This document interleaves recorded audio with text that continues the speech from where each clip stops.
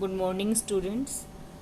Last class में मैंने आपको बताया था कि रिजर्व बैंक के कार्य, रिजर्व बैंक की भारत के आर्थिक विकास में क्या भूमिका है और रिजर्व बैंक की सफलताएं और असफलताओं के बारे में बताया था।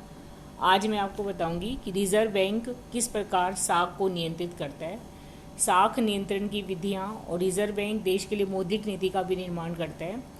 तो साख और नियंत्रण की विधि और मौद्रिक नीति बताने से पहले मैं आपको बताती हूँ कि साख होता क्या है। क्रेडिट, साख का मतलब होता है क्रेडिट।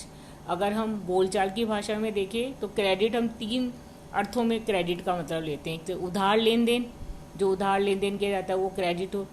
कि व्यापार में किसी भी व्यक्ति की जो साख है, गुडविल, उसके लिए भी हम क्रेडिट का वर्ड का प्रयोग करते हैं। और तीसरा, अकाउंटिंग में जो हम डेबिट और क्रेडिट करते हैं, जमा करते हैं। लेकिन जब हम अर्थशास्त्र की बात करते हैं तो क्रेडिट का अर्थ, साख का अर्थ है उधार लेन देन से। ठीक है, तो जैसे कि आप देख रहे हो, साख का अर्थ भुगतान को स्थगित करना। मतलब अगर क्रय शक्ति है जो आय से प्राप्त नहीं होती, वित्तीय संस्थाएं बैंक द्वारा जो जमाकर्ताओं को, जो के पास उनकी भी जो जमा होती है, उसे जो ऋण देते हैं, उधार देते हैं या अन्य सुविधाएं, उधार की सुविधाएं जो प्रदान करते हैं व्यक्तियों को, उद्योगपतियों को या व्यापारी को, वो क्या कहलाती है? साख। साख का मतलब है उधार देना या भुगतान को स्थगित करना। भुगतान को स्थगित करने का मतलब है, जैसे हमने किसी से गुड्स परचेज किए, गुड्स हमने परचेज किए तो हमारे पास गुड्स आ गए, लेकिन हमने उसका भुगतान ना करके उसके बदले में उसको बिल ऑफ एक्सचेंज दे दिया, बिल्स पेबल वगैरह बिल्स। तो जो बिल ऑफ एक्सचेंज है वो क्या कहलाएगा? एक तरीके से साख। उसमें ये कहा जाता है कि तीन महीने बाद भुगतान किया जाएगा। तो 3 महीने बाद जिस व्यक्ति को उधार बेचा है वो उसका भुगतान कर देगा। तो साख में एक्चुअल में मुद्रा ना होते हुए भी हमारे हाथ में उधार के द्वारा व्यापार किया जाता है, और जो भी लेन देन है वो उधार किया जाता है। नेक्स्ट मैं आपको बताती हूँ साख के आवश्यक तत्व क्या होते हैं। एक तो साख विश्वास पर आधारित होती है। आप किसी को जब भी कोई उधार देते हो या साख देते हो तो उस पर आपको विश्वास होता है कि वो व्यक्ति उसका भुगतान समय पर कर देगा। और ये स्थगित हो जाता है, मतलब कोई भी भुगतान स्थगित हो जाता है जिसका भुगतान 2 या 3 या साल, जो भी है ऋण की जो अवधि है उसके ऊपर डिपेंड करता है। और धन, वस्तु तथा सेवाओं का हस्तांतरण आवश्यक होता है। उसके बदले में आपको कोई वस्तु प्राप्त हुई होती है, जिसकी यह सेवा मिली होती है। जैसे डॉक्टर की सेवा है, आपने डॉक्टर से इलाज कराया है और उसके बदले में आपने उसको कोई चेक दे दी है, जिसे इंस्ट्रूमेंट ऑफ क्रेडिट कहते हैं। या तो वो क्या कहलाएगा? जिसका भुगतान 2 महीने बाद चेक पे डेट है, तो एक तरीके से मतलब उस समय भुगतान नहीं किया आपने, उसको स्थगित किया, चाहे 1 दिन के लिए किया, चाहे 2 दिन के लिए, चाहे महीने के लिए, चाहे साल के लिए। और बैंक का जो निर्माण है वो जनरली साख का निर्माण बैंकों के द्वारा किया जाता है। कई वित्तीय संस्थाएं जो साख का निर्माण करती है।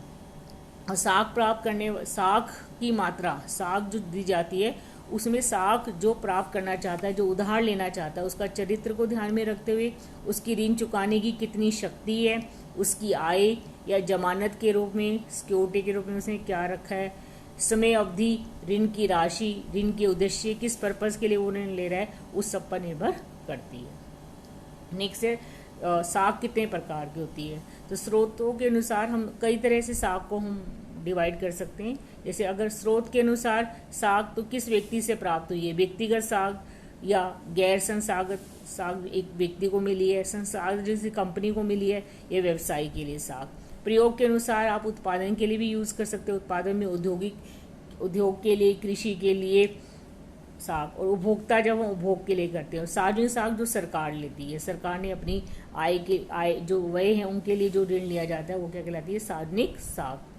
उसके अनुसार अवधि के अनुसार साख, एक तो मांग साख जो कि ऑन डिमांड, जैसे चेक ऑन डिमांड पेबल होती है। अल्पकालीन साख कुछ समय के लिए होती है, 1 वर्ष से कम अवधि के लिए। मध्यकालीन 1 से 5 वर्ष की अवधि के लिए जो साख ली जाती है। और दीर्घकालीन जो 5 से अधिक वर्षों के लिए ली जाती है। और उसके धरोहर के अनुसार, मतलब उसके लिए हमने क्या सिक्योरिटी रखी है। जैसे कोई ऋण लेना है तो बदले में कुछ गिरवी रख देते हैं, इमूवेबल प्रॉपर्टी, या कई बार शेयर्स, डिबेंचर से जो भी गिरवी रखा जाता है।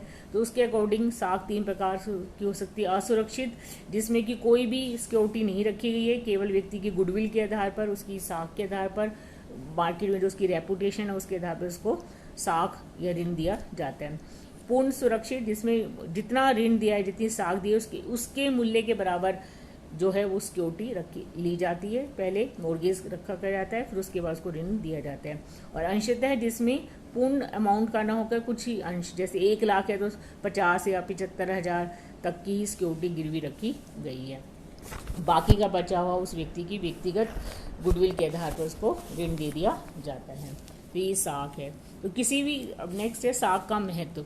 तो किसी भी देश के विकास में, अर्थव्यवस्था के विकास में साख का विशेष महत्व है, क्योंकि किसी भी देश में खाली मुद्रा जो मनी जो मार्केट में प्रचलन है, केवल उसी से विकास नहीं हो सकता। साख एक उधार लेन देन पर ही व्यवसाय चलता है। आजकल का, आज के युग को अगर हम साख का युग कहें तो अतिशयोक्ति नहीं होगी। साख का मतलब है कि अपनी आय से अधिक हम खर्च कर देते हैं। तो हमारी जितनी आय नहीं है, कई बार जैसे हम कार भी खरीदते हैं, मकान भी खरीदते हैं, तो हमारी इतनी आय नहीं होती ना हमारे पास ये सेविंग्स होती है मकान खरीद सके, तो हम बैंक से लोन ले लेते हैं। लोन एक तरह का क्या साख है, और उसको किस्तों में चुकाते रहते हैं। मतलब जो भविष्य में आय होने वाली है, लेकिन अभी से हमने मकान पूरा लेके उसको किस्तों में आय हम खरीद लिया, और ऋण के आधार पर हम अपने मकान पे ले लेते हैं, कार है उसका उपभोग करते हैं।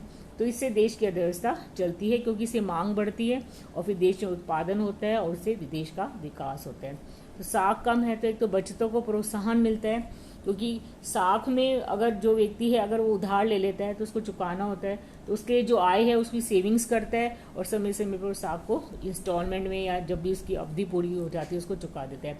पूंजी को गतिशीलता मिलती है, लोग अपने पैसे को बैंक में जमा कराते हैं, उस पर उनको ब्याज मिलता है, और उसको हम साख, बैंक में पैसे ऐसे ही नहीं पड़ा रहता, उसको भी आगे व्यापारी, उद्योगपति और सरकार को ऋण उधार दे दिया जाता है, जिससे गतिशीलता आती है। बहुमूल्य धातुओं की बचत होती है, नोट छापने में, या धातु अगर सिक्के का चलन है तो उससे जो धातुओं का चाहिए होती है तो उससे बचत हो जाती है, क्योंकि इसमें केवल लेन देन ही, जैसे बिल ऑफ एक्सचेंज, ए ने बी को बेचा तो बी ने सी को बेचा, तो वही बिल ऑफ एक्सचेंज हस्तांतरित होता रहता है। तो बहुमूल्य धातुओं की बचत होती है। आर्थिक विकास होता है, क्योंकि देश में पूंजी निर्माण होता है, जितनी मुद्रा है उससे अधिक मुद्रा का निर्माण करके साख का निर्माण किया जाता है।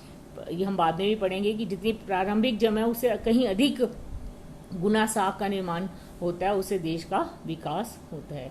राष्ट्रीय अंतर्राष्ट्रीय भुगतानों में सहायता मिलती है, विशेषकर अंतर्राष्ट्रीय भुगतानों में हम जो क्रेडिट होते हैं, इंस्ट्रूमेंट ऑफ क्रेडिट, जैसे साख पत्र के नाम से जाना जाता है। इसे मुख्य रूप से जैसे चेक है, बिल ऑफ एक्सचेंज आ जाते हैं, हुंडी है, बैंक ड्राफ्ट है, letter of credit, treasury bill, ये सरकार के होते हैं, सरकार इसके की सहायता से ऋण लेती है, यात्री चेक। तो इससे हमें जो ये इंस्ट्रूमेंट ऑफ क्रेडिट है, ये साख पत्र होते हैं, इसकी सहायता से भुगतान करने में सहायता मिलती है। हमें नगद नहीं रखना पड़ता, मतलब कैश हाथ में नहीं लेना पड़ता, कैश चोरी होने का भी डर रहता है, और कैश कई बार आदमी अपने साथ ले जाना भी नहीं चाहता। तो भुगतान जो है वो उनके द्वारा हम कर सकते हैं। इंस्ट्रूमेंट ऑफ क्रेडिट, जैसे बताए ना, चेक, प्रोमिसरी नोट, हुंडी, letter of credit, bank draft, इनके द्वारा भुगतान किया जाता है। उपभोग में वृद्धि होती है, व्यक्ति अपनी आय से अधिक खर्च कर सकता है साख के द्वारा। पूंजी निर्माण को बढ़ावा मिलेगा, क्योंकि इससे बचतें बढ़ेंगी और पूंजी बढ़ेगी। साधनों का अनुकूलतम होता है, मशीन वगैरह अगर पूंजी की, पैसे की कमी के कारण उनका उपयोग नहीं हो पा रहा, तो पूंजी का ज़्यादा से ज़्यादा निर्माण करके उसको व्यापार में, उद्योग धंधों में लगाकर साधनों का अनुकूलतम होता है। विदेशी व्यापार और भुगतान संतुलन में सुविधा रहती है। मुद्रा प्रणाली में लोचता बनी रहती है। देश में मुद्रा की आवश्यकता के अनुसार, उसकी मांग के अनुसार साख को कम या ज़्यादा किया जा सकता है। ये मेन हम यही पढ़ेंगे कि रिजर्व बैंक किस प्रकार देश में मुद्रा की मांग के अकॉर्डिंग, मांग में विस्तार करना है, संकुचन करना है, उसके अकॉर्डिंग किस प्रकार साख को नियंत्रित करता है और मौद्रिक नीति घोषित करता है। कीमतों में स्थिरता बनी रहती है। अगर कीमतों में मांग अगर बहुत ज़्यादा देश में बढ़ जा रही है और उत्पादन नहीं हो रहा है, इसका मतलब लोगों के पास मुद्रा और की मात्रा ज़्यादा है, तो उस स्थिति में ब्याज दर वगैरह बढ़ा के साख को कम कर दिया जाता है, ताकि डिमांड कम हो और कीमतों में स्थिरता बनी रहे। मतलब सिचुएशन के अकॉर्डिंग विस्तार और संकुचन किया जाता है, ये हम डिटेल में पढ़ेंगे। साख के कुछ दोष भी है, ठीक है, हर चीज़ के कोई कमी, महत्व भी तो होता है, उसके साथ में कुछ कमियां भी हो सकती है। एक तो इसको एकाधिकार को प्रोत्साहन मिल सकता है, कई बार इसका लाभ केवल बड़े व्यापारी या बड़े उद्योगपति उठा पाते हैं, तो उसे एकाधिकार होने का भय रहता है, वो अपने व्यवसाय का विस्तार करते रहते हैं और छोटे उद्योग बंद होने से उनका एकाधिकार स्थापित हो। सट्टे की प्रगति, कई बार लोग उधार ले लेते हैं, उससे सट्टा खेलते हैं और स्पेकुलेशन करते हैं, तो इससे उसे प्रवृत्ति को बढ़ावा मिलता है, क्योंकि उनकी आय तो है ही नहीं, उन्हें सट्टा लिया, ऋण लिया, और बैंकों के ऋण डूबने का भय भी रहता है। कई बार अति उत्पादन का भय हो जाता है, मार्केट में इन्फ्लेशन हो जाता है, क्योंकि मार्केट में अगर ज़्यादा मुद्रा आ गई तो मांग बढ़ जाती है। व्यापारिक अनिश्चितता की स्थिति भी उत्पन्न हो जाती है। अपव्यय की प्रवृत्ति, लोग ज़्यादा उसको खर्च करते हैं, ज़्यादा अपव्यय मतलब जहाँ उनको अनुपादक व्यय करते हैं, जहाँ उनको ज़रूरत नहीं है वहाँ भी इसको खर्च कर देते हैं। अकुशल व्यापारियों की रक्षा हो जाती है, क्योंकि अगर उनकी आय कम है तो बैंकों से ऋण ले लेते हैं, बैंकों से ऋण लेते रहते हैं, अपनी जो हानियों को छुपाते रहते हैं, और अंततः स्थिति आती है कि वो लोन भी नहीं चुका पाते तो बैंकों के ऋण डूब जाते हैं। इससे अकुशल व्यापारियों की रक्षा हो जाती है कि वो ऋण के द्वारा ये दिखा रहे हैं कि हमारे पास खूब पैसा, और जबकि उनके पास होता नहीं। और धन का असमान वितरण होता है कि जैसे इसका लाभ कई बार सांप का जो लाभ है विश्वास और गुडविल पे मिलता है, तो उनकी लोन चुकाने की क्षमता पर निर्भर करता है, तो कई बार केवल बड़े अधिकारी, बड़े व्यापारी इसका लाभ उठा सकते हैं। तो नेक्स्ट है साख निर्माण की विधियाँ, कि साख का निर्माण किस प्रकार किया जाता है। साख का निर्माण बैंक के द्वारा किया जाता है। इसके कई तरह से बैंक साख का सृजन कर सकते हैं। ओवरड्राफ्ट के द्वारा अधिविकर्ष का मतलब बैंक अपने जो भी जमा कर जो उसके खातेदारी उनको जमा राशि से अधिक राशि निकालने का अधिकार प्रदान करते हैं, और जितनी अधिक राशि निकाली जाती है उस पर ब्याज उनसे लेते हैं। तो ये भी एक तरीके से साख प्रदान करने का तरीका है कि जितनी राशि जमा है उससे अधिक वो निकाल लेते हैं। दूसरा नगद साख, बैंक अपने ग्राहकों को एक साख सीमा निर्धारित कर देते हैं, जैसे 1 लाख है तो उतना ही अमाउंट उनके खाते में जमा कर देते हैं, और जितनी राशि की आवश्यकता होती है वो जो ऋणी है वो बैंक से निकालता रहता है। इसमें केवल उपयोग राशि पर ही ब्याज लिया जाता है। तो ये भी एक साख का तरीका है। लोन, बैंक कई तरह के लोन देती है। ये जो लोन होते हैं निश्चित उद्देश्य के लिए, निश्चित अवधि के लिए जाते हैं। अल्पकालीन, मध्यकालीन, दीर्घकालीन हो सकते हैं। जमानत के आधार पर ज़्यादातर ऋण दिए जाते हैं, और बैंक इसमें संपूर्ण राशि पर ब्याज लेती है। बिलों की कटौती के द्वारा भी एक तरह से साख का बैंक क्रिएशन ऑफ क्रेडिट वो कर सकती है। साख जैसे कि बिल है, बिल ऑफ एक्सचेंज है, हुंडी है, विनिमय प्रॉमिसरी नोट है।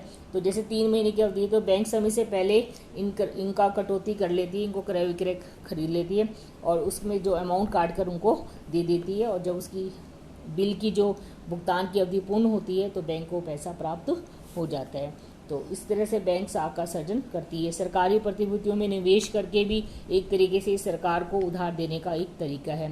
तो साख निर्माण, इसमें बैंक अपनी प्रारंभिक पूंजी से अधिक उधार देके साख का निर्माण करती है। तो बैंक कैसे, किस प्रकार साख का निर्माण करती है। प्रारंभिक, तो इसमें एक कीन्स की स्टेटमेंट है कि ऋण जमा की संतान है और जमा ऋण की संतान। मतलब जो जमा किए गए हैं पैसा बैंक में जो जमा किया जाता है, डिपॉजिट किया जाता है, ऋण उससे उत्पन्न होते हैं। अमाउंट जो जमा है उसको हम आगे, बैंक जो है उसको आगे ऋण के रूप में देते हैं। और जो ऋण है उसको अगेन पूरा ऋण का उपभोग नहीं किया जाता ऋणी के द्वारा, तो जो अमाउंट उसके खाते में जमा कर दिया जाता है उस ऋण को अगेन वो आगे ऋण देते हैं। ये मैं आगे आपको समझाती हूँ किस प्रकार होता है। एक डायरेक्ट जो बैंक लोगों द्वारा बैंक में जो पैसा जमा कराया जाता है उसको हम बोलते हैं प्रारंभिक जमा, डायरेक्ट जमा, ठीक है, प्रत्यक्ष जमा। और ऋण की जो राशि होती है उसको बोलते हैं व्युत्पन्न जमा। तो बैंक कैसे, एक गणितीय सूत्र है, ए का मतलब है यहाँ पे जो प्रारंभिक जमा है, तो प्रारंभिक जमा जैसे 1000 रुपये प्रारंभिक, 10,000 रुपये प्रारंभिक जमा है, तो सारा का सारा पैसा जो है बैंक जो है वो ऋण नहीं देती। कुछ पैसा बैंक अपने पास, जैसे 3 तरीके से हम बता रहे हैं, इसमें कुछ पैसा नगद कोष अनुपात के रूप में अपने पास रखती है, या रिजर्व बैंक के अनुपात रख सकती है बैंक। ये रिजर्व बैंक के द्वारा ये समय समय पर नगद कोष अनुपात की जो दर है वो निर्धारित की जाती है। नगद तरल अनुपात में रखती है समय पर, ताकि उस संपत्ति को बैंक को जरूरत हो तो कैश की उसको बेच सके। तरल संपत्तियों के रूप में रखती है, इसमें आपकी मार्केटेबल सिक्योरिटीज़ वगैरह बैंक उसमें पैसा रखती है। और कुछ पैसा बैंक के पास हो सकता है अप्रयुक्त रहे, अनयूटिलाइज रहे। तो ये दर है, सपोज जैसे अगर प्रारंभिक जमा जैसे मैंने आपको बताया 10,000 रुपये, और जो विधानिक कोष अनुपात है ये नगद कोष अनुपात जो बैंकों को रिजर्व बैंक के पास या अपने पास रखना पड़ता है वो 10% है सपोज, ठीक है। और जो उसको नगद तरल अनुपात में रखना है वो 25% है, और अनयूटिलाइज अमाउंट कितना है 5%। तो टोटल कितना हो गया 25, 5, 30 और 40%।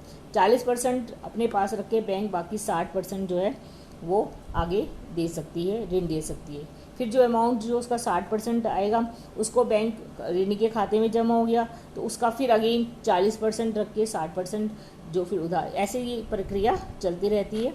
और बैंक जो प्रारंभिक जमा है उसे कहीं अधिक गुना साख का निर्माण करती है। जैसे आप इस फॉर्मूले से इसको हम कैलकुलेट कर सकते हैं, 10,000, 10, 25 और 5, 40% बैंक को रखना है अपने पास, तो टोटल कितना हो गया 25,000। और प्रारंभिक जमा कितनी थी 10,000, तो बैंक ने जो व्युत्पन्न निक्षेप जो हो गया वो 15,000 हो गया। मतलब 25,000 बैंक जो है वो साख दिया है बैंक में, उसमें से जमा केवल 10,000 थी, तो 15,000 क्या है, ये बैंक के द्वारा एक साख निर्माण हुआ है। तो 15,000 क्या हो गया हमारा व्युत्पन्न जमा, जिसे हम बोलते हैं डिराइव्ड डिपॉजिट। ठीक है, तो इस प्रकार बैंक के द्वारा साख का निर्माण किया जाता है। लेकिन साख को कुछ तत्व जो प्रभावित करते हैं, साख की मात्रा निर्भर, कितना साख होगा बाजार में निर्भर करता है, देश में कितनी प्रचलित मुद्रा की मात्रा ये ज़्यादा है तो साख ज़्यादा होगी, बैंकिंग आदत जितनी होगी साख उतनी ही ज़्यादा होगी, कुल जमाओं का नगद कोष अनुपात प्रतिशत, ये प्रतिशत जितना कम होगा, क्योंकि जितना हम कम अपने पास रखेंगे उतना ही ज़्यादा बैंक अपने पास रखेंगे, आरबीआई के पास रखेंगे, जितना प्रतिशत उस अगर जितना कम रखेंगे इसका मतलब उतना पैसा बैंक के पास, 10% रखेंगे तो 90% बच जाएगा उधार देने के लिए, अगर 20 रखेंगे तो 80, तो ये जितना प्रतिशत कम होगा उतना ही उधार साख ज़्यादा होगी। लाभ की दर, लाभ ज़्यादा है तो लोग ज़्यादा साख लेंगे, तो साख की दर भी ज़्यादा होगी। व्यापार में अगर तेज़ी की दौर है तो साख ज़्यादा होगा, साख की डिमांड ज़्यादा होगी। सट्टेबाजी की स्थिति, अगर सट्टेबाजी में लोग भी करते हैं तो उससे भी साख की डिमांड ज़्यादा होगी। राजनीतिक दशाएं, देश में स्थिरता है तो साख ज़्यादा होगी। बैंकिंग सुविधाओं का जितना विकास होगा देश में उतना ही क्रेडिट क्रिएशन होगा। केंद्रीय बैंक की मौद्रिक नीति हम डिटेल में पढ़ेंगे नेक्स्ट क्लास में, कि केंद्रीय बैंक अपनी मौद्रिक नीति के द्वारा साख को नियंत्रित करता है देश में मुद्रा की मांग, साख की मांग के अनुसार। तो ये मौद्रिक नीति कैसी है उस पर भी साख की मात्रा निर्भर करती है। आर्थिक विकास की अवस्था, देश अगर विकसित अवस्था में तो साख की डिमांड ज़्यादा होगी। उसके बाद है प्राथमिक जमाओं की राशि कितनी है, जितनी प्राथमिक राशि जमाएँ ज़्यादा होगी उतनी ही साख निर्माण ज़्यादा होगा। अंतर्राष्ट्रीय ऋणों की मात्रा पर भी निर्भर करती है, और इस प्रकार जमानत कैसी, उस पर सिक्योरिटी कैसी है, जितनी सिक्योरिटी रखी जाती है उतनी ही बैंक आसानी से ऋण देने में बैंकों को सुविधा होती है, तो उतना ही बैंक ऋण देते हैं। तो नेक्स्ट क्लास में हम पढ़ेंगे कि किस प्रकार इस साख को नियंत्रित किया जाता है, क्रेडिट क्रिएशन, क्योंकि साख के कुछ दोष भी हैं। देश की अर्थव्यवस्था को ध्यान में रख के साख को विस्तार और संकुचन किया जाता है। तो रिजर्व बैंक को अधिकार है कि वो साख को नियंत्रित करे। तो नेक्स्ट क्लास में रिजर्व बैंक किस प्रकार साख को नियंत्रित करता है, रिजर्व बैंक की क्या मौद्रिक नीति है, हम इसका अध्ययन करेंगे। धन्यवाद।